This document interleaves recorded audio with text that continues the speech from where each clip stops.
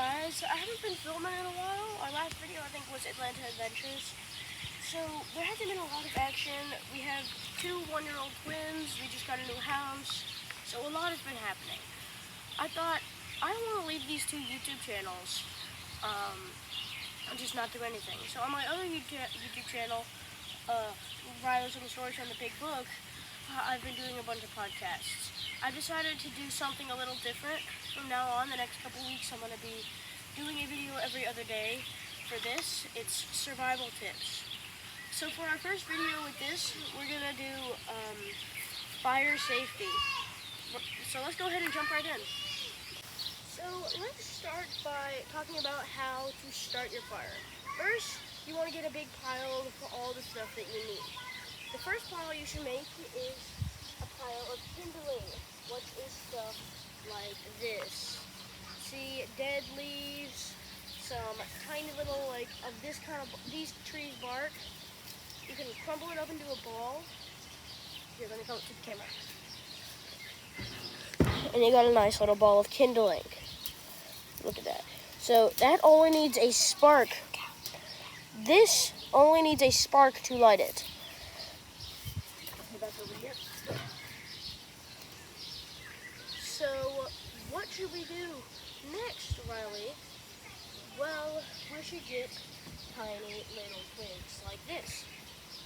We can put that on top of our kindling. And then after we get a bunch of those and put them on, you can start putting stuff like this and this on your fire. Until up and up and up and up, until you get to stuff like this. You want to have a good stack of firewood, such as something like this. You also want to have a good fire pit like this.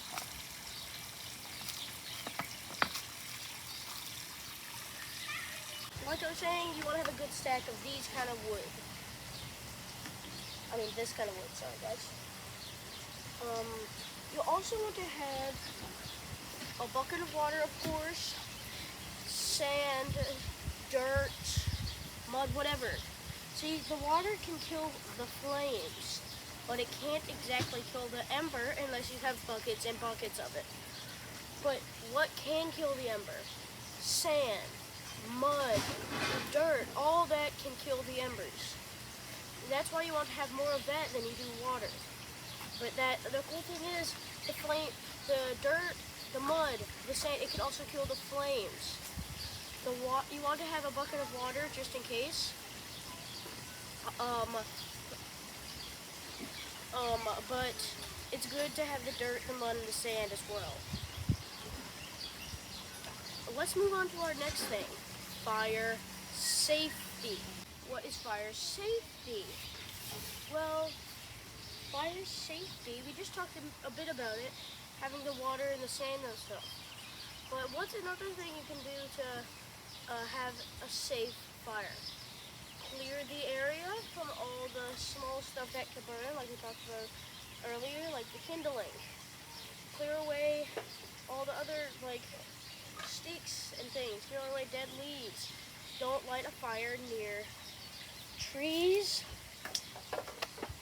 We lit a fire near this tree here. Might not be able to see it on camera. And it burnt the branch. Well, my grandpa did that.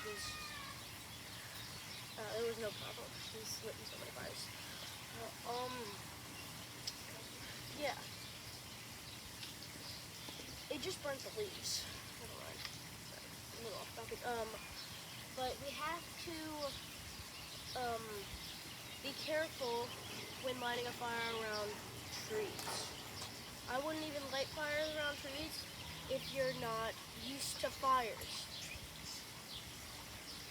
See, it can easily light trees on fire, and that will light other trees on fire, and that will light more trees on fire, until finally your entire forest is on fire, which is known as a forest fire.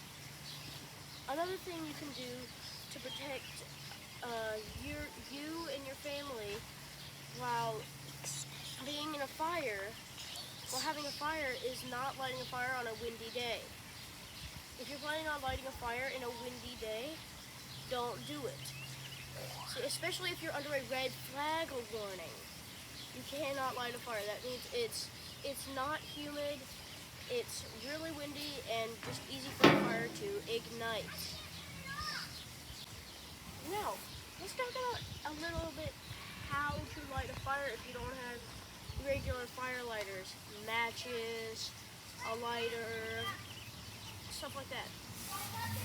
A lot of people know the magnifying glass and the knife technique. We'll talk more about that if you don't know in just a second. So a way to light a fire if you don't have any of that is to get two sticks. I don't think these two will work. And start rubbing them together. Another way is to get one rod. I don't see any box in here. Oh, wait. Get one rod and another rod and start hitting them like that. Sorry, I've been a little sick lately. And you'll eventually start getting sparks to light your what do you call it? Kindling. So you don't, now let's talk about the knife and magnifying glass technique. The knife technique is you get a rock and you get your pocket knife. Like if you're just a hiker and you get lost in the wilderness, you'll likely have a pocket knife, and start using it like a flint. We'll talk more about a flint in a second.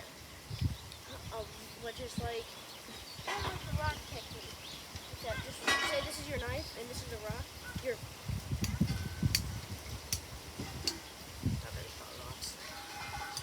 Until you start getting sparks to light your kindling. Then the magnifying glass technique is you get some kindling, you line a magnifying glass up with the sun, and the reflection will burn your kindling pretty quickly if it's a good magnifying glass. Now about the flint. Let's talk a bit about the flint. It's like a metal stick, sorry, spider on me, a metal stick with a thing almost like a knife. Oh, sorry, my brother's saying he's got to go to the bathroom. He's my cameraman. He's gonna have to wait. It's almost like a knife, and you scrape it along the metal thing, and it makes sparks every time you scrape it. So we're just gonna end the video here. We were gonna end it anyway. So please hit the subscribe button. I'm trying to get more subscribers. If you can hit the subscribe button and then hit the bell button, you'll get notifications. The time we're doing it now, on Tuesday.